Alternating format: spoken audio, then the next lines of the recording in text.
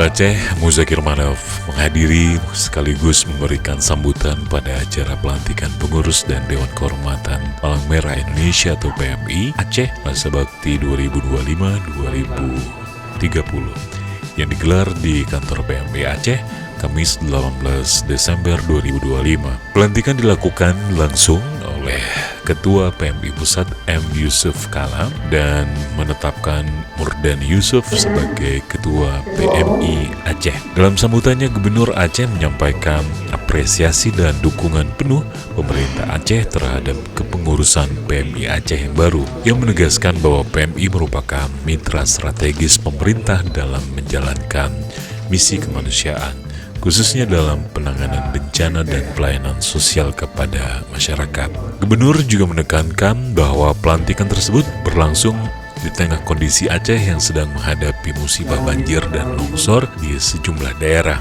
Karena itu yang mendorong pengurus PMI Aceh yang baru dilantik untuk segera memperkuat peran dan kehadiran di lapangan guna membantu masyarakat terdampak. Mulai menyebutkan beberapa wilayah yang mengalami dampak cukup parah seperti Aceh Tamiang, Aceh Timur, Aceh Utara, Kota Langsa, serta wilayah tengah Aceh yang menilai proses pemulihan di daerah-daerah tersebut membutuhkan kerja keras, kolaborasi lintas sektor, dan waktu yang tidak singkat.